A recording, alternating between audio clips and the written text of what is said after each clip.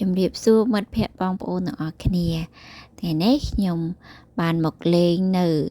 ចំការដែលមានគេតាំងពិព័រណ៍អលឹកយៈក៏ដូចខាងក្រោយខ្ញុំនេះគឺគេតាំងពិព័រណ៍លពៅយៈបងប្អូននេះគឺជាផ្លែលពៅពិតស្រស់បងប្អូនមើលនៅខាងក្រោយខ្ញុំផ្លែលពៅដែលគេដាក់តាំងនេះណាបងប្អូននៅខាងក្នុងខ្សែពណ៌លឿងល្បងដែលគេពណ៌ហ្នឹងនេះបងប្អូននេះខ្ញុំលើកឲ្យបងប្អូននេះខ្សែលឿងហ្នឹងគឺគេអត់ឲ្យដើរចូលទៅប៉ះផ្លែលពៅនឹងទេព្រោះអីលពៅហ្នឹងគឺគេតាំងសម្រាប់ពិព័រណ៍ឲ្យបងប្អូនយើងដែលគេមកលេងហ្នឹងគឺគាត់បានមកថតលេងចាមិនត្រឹមមកថតលេងទេនៅតំបន់កន្លែងដែលខ្ញុំមកលេងមានចំការផ្លែឈើជាច្រើនណាបងប្អូនទាំងអស់គ្នាពួកអីគេអត់ឲ្យយើងចូលទៅប៉ះផ្លែលពៅនឹងទេបងប្អូនអ្នកខ្លះគាត់ចូលទៅនឹងគឺថាគាត់យកដៃនឹងទៅឆ្កឹះផ្លែលពៅផ្លែអីអញ្ចឹងអញ្ចឹងឯងវាអាចធ្វើឲ្យលពៅឆាប់រលួយខូចអញ្ចឹងណាបងប្អូនសម្រាប់បងប្អូនដែលមានចំណាប់អារម្មណ៍ចង់មកលេងនៅចំការដែលមានតាំងពិព័រណ៍ផ្លែអលឹកយៈផ្លែលពៅយៈនេះគឺគេចាប់បើកឲ្យចូលមកលេងចាប់ពីថ្ងៃទី1ខែ10រហូតទៅដល់ថ្ងៃទី31ខែ10នេះបងប្អូនចានៅទីនេះនឹងគេបើកជារៀងរាល់ឆ្នាំនឹងគេបើករយៈពេលពេញ1ខែពេញតែម្ដងកន្លែងនេះពេលបងប្អូនចង់មកដើរលេងថតលេងនៅកន្លែងដែលមានអាលឹកយៈនិងលពៅយៈនៅខាងមុខទីលានខាងមុខហ្នឹងគឺគេអត់យកលុយទេបងប្អូនយើងមកចង់មកដើរលេងមកញ៉ាំដូចបងប្អូនបានទស្សនាខ្ញុំថតបង្ហាញឲ្យបងប្អូនទាំងអស់គ្នានឹងនៅខាងក្រៅគឺមានគេលក់បន្លែផ្លែឈើជាច្រើន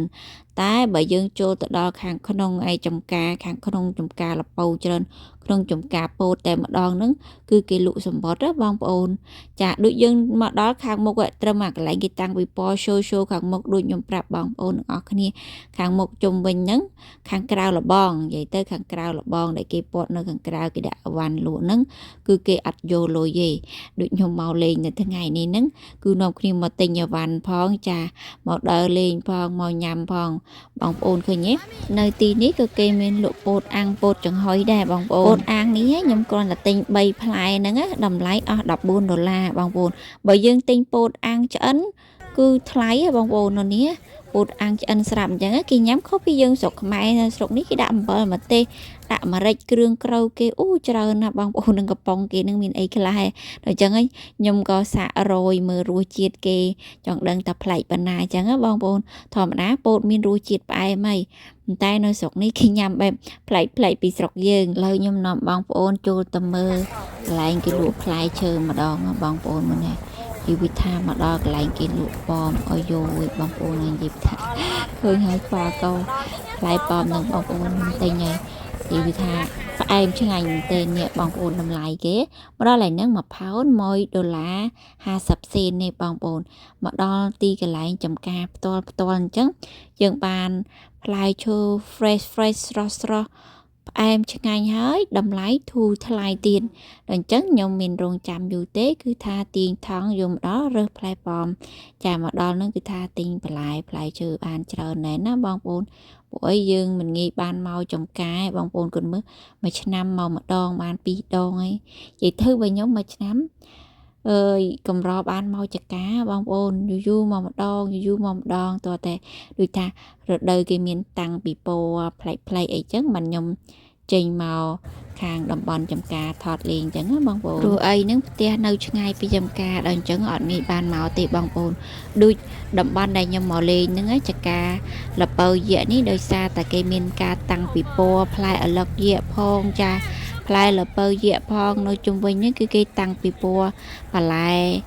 ច្រើនដល់អញ្ចឹងហើយខ្ញុំក៏បានមកលេងដែរព្រោះគេតាំងរយៈពេល1ខែពេញបឹបជារៀងរាល់ខែ10ហ្នឹងគឺនៅខេនខាងរដ្ឋ Washington State សហរដ្ឋអាមេរិកហ្នឹងគឺគេចាប់ដើមបើកជារៀងរាល់ឆ្នាំហ្នឹងចាប់ពីថ្ងៃទី1ខែ10រហូតដល់ថ្ងៃទី31ខែ10ចារយៈពេលគឺ1ខែពេញតែម្ដងបើគេបើកវិញគឺចាប់ពេលពីព្រឹករហូតដល់ល្ងាចម៉ោង6បានគេបិទអញ្ចឹងណាបងប្អូនព័ត៌មាននេះខ្ញុំក៏ចង់ចែករំលែកដល់មិត្តភ័ក្តិបងប្អូនដែលគាត់ចង់អញ្ជើញមកលេងនៅតំបន់ខេនរដ្ឋ Washington State នៅសហរដ្ឋអាមេរិក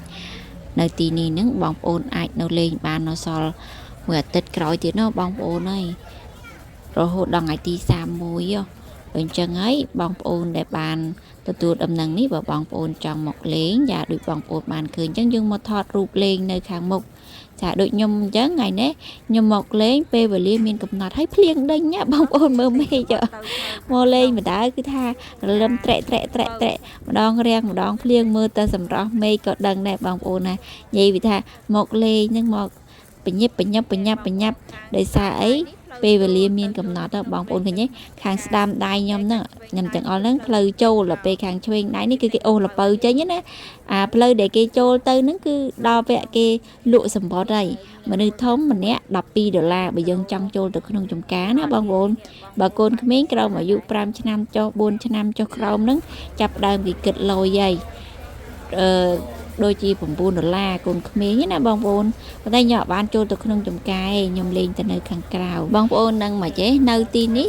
ផ្លែពោតស្រស់បើយើងទិញ10ផ្លែតម្លៃតែ$7ទេតែបើយើងទៅទិញដូចខ្ញុំញ៉ាំឲ្យបងប្អូនបានឃើញមិញណា3ផ្លែ$14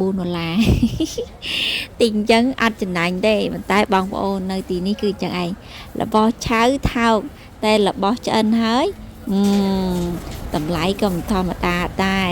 ឆ្នាំនេះខ្ញុំអត់បានចូលទៅលេងក្នុងចំការទេព្រោះអីមេឃរោភ្លៀងផងអីផងអញ្ចឹងហើយក៏យើងទៅធ្វើការដែរជួបគ្រួសារខ្ញុំទៅធ្វើការអញ្ចឹងក៏អត់បានចូលទៅលេងក្នុងចំការអញ្ចឹងហើយក៏ខ្ញុំថតលេងនៅខាងមុខព្រោះអីនៅខាងមុខនោះគេយកបន្លែផ្លែឈើដូចជាពោតដូចខ្ញុំថតឲ្យបងប្អូនបានឃើញអញ្ចឹងណាបងប្អូនគឺគេយកមកលក់ខាងក្រៅហើយបងប្អូនដឹងមិនអីផ្លែអាឡឹកយៈនេះគឺថាយើងអោបចង់ប៉ះចង់ស្ទាបអីបានតាមចិត្តមានណាខ្ញុំឃើញគេមកដល់ឃើញអាឡឹកធំគេខ្នាញ់គេផ្ទះទុងខ្ញុំម្នេះវិញនិយាយថាខ្នាញ់គេស្ទាបអែលនិយាយថាអត់ចង់ទៅណាឆ្ងាយពីអាឡឹកយៈព្រោះខ្នាញ់ហ៎ហើយឃើញដើរនៅគឺរសជាតិគេដឹងផ្អែមយ៉ាងណាទេព្រោះវាធំមែនទេណាបងប្អូនអាឡឹកនេះពិតអត់មានចូលឯបងប្អូនបើសិនជាគេដាក់លក់តម្លៃអីខ្ញុំប្រកាសជាទិញយកទៅពុះហែកឲ្យបងប្អូនព្រោះបងប្អូនបានដឹងរសជាតិដែរដោយសារតែគេគ្រាន់តែគេយកមកតាំងពីពណ៌ឲ្យយើងបានមើលអញ្ចឹងហើយបានថតអញ្ចឹងនេះអាផ្លែស្ពៃទូចនេះបងប្អូនឃើញទេនិយាយពីថាមួយខ្សែវិញខ្ញុំមិនដឹងថាឈ្មោះអីទេបងប្អូនឃើញទេស្ពៃទូចមកជួទាំងហែនិយាយពីថាអ្នកលក់ដាច់មែនទេកន្លែងនេះហើយមួយខ្សែហ្នឹងតម្លៃវាដូចជា$2អីទេគឺថ្លៃឯងបងប្អូនចាឥឡូវក៏លេខមកដល់នេះកន្លែងចូលមកដំបូងនេះចូលឲ្យបងប្អូនអរគ្នាឃើញអតេរ៉ូហ្នឹងអតេរ៉ូហ្នឹងគឺសម្រាប់ឲ្យបងប្អូនភ្ញៀវដែលចូលមកដល់ហ្នឹងគេចូលទៅដល់ក្នុងចំការគេរុញទៅយកផ្លែល្ពៅហើយយើងទិញបន្លែផ្លែឈើគេរុញបងប្អូនអត់ទេហ្នឹងនិយាយថាខ្ញុំសាកលបងរុញនិយាយពីថាទៅងន់អូយទៅងន់បើនិយាយពីកន្លែងចតឡានវិញឆ្នាំនេះខ្ញុំមកគឺគេអត់យកថ្លៃចតឡានទេចតឡាន free អញ្ចឹងបងប្អូនតែបើយើងចង់ចូលទៅក្នុងល្ពៅ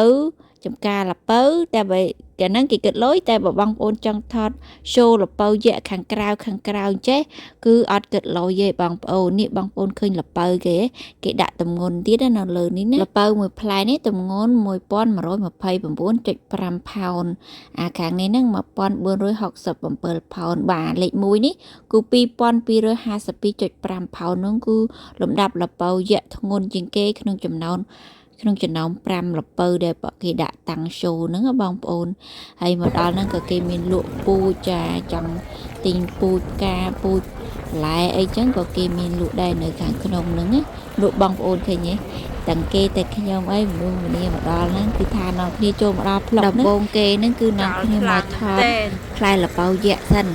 ទៅពីថតផ្លែល្ពៅយៈលេងជាមួយក្រុមគ្រួសារហើយហ្នឹងក៏ដើរឆ្វែលកវែលជុំវិញតែនៅក្នុងនេះគេមានលក់អីខ្លះចឹងណាបងប្អូនទាំងអស់គ្នាចាសម្រាប់បងប្អូនដែលចង់អញ្ជើញមកលេងហ្នឹងកុំភ្លេចណាបងប្អូនទាំងអស់គ្នាពួកអីគេនៅលេងរហូតដល់ថ្ងៃទី31 ខែ 10 ទើបគេបញ្ចប់ណាបងប្អូនទាំងអស់គ្នាបញ្ជាក់តំបន់ដែលខ្ញុំទៅលេងហ្នឹងគឺនៅខេនរដ្ឋ Washington State សហរដ្ឋអាមេរិកនេះបងប្អូនទាំងអស់គ្នាឃើញទេពេលដែលយើងដើរលេងចប់ហើយយើងទិញអ្វីវ៉ាន់រួចមកសបាយយើងឈប់លេងហើយគឺយើងមកគិតលុយហើយក៏យើងអូតេះនាំគ្នាចេញមកខាងក្រៅបងប្អូនទាំងអស់គ្នាកន្លែងហ្នឹងបើសិនជាយើងទិញអ្វីវ៉ាន់ហើយយើងយកទៅទុកដាក់ឡានហើយយើងត្រឡប់មកវិញយើងចូលទៅលេងនៅក្នុងចង្ការក៏បានដែរបងប្អូន ប៉ុន្តែខ្ញុំនេះគឺខ្ញុំមកលេងហើយខ្ញុំគិតលុយមកសបាយមកចាប់ហើយគឺខ្ញុំនាំគ្នាត្រឡប់ទៅវិញហើយបងប្អូនមើលសកម្មភាពពេលទិញអ្វីវ៉ាន់ហើយនេះគឺនាំគ្នាទៅឡានណាបងប្អូនពួកអីមេឃភ្លៀងហើយអញ្ចឹងហើយអត់អាចនៅបានទេហើយវីដេអូខ្ញុំក៏ដល់ទីបញ្ចប់សូមអរគុណមិត្តភក្តិបងប្អូនទាំងអស់គ្នា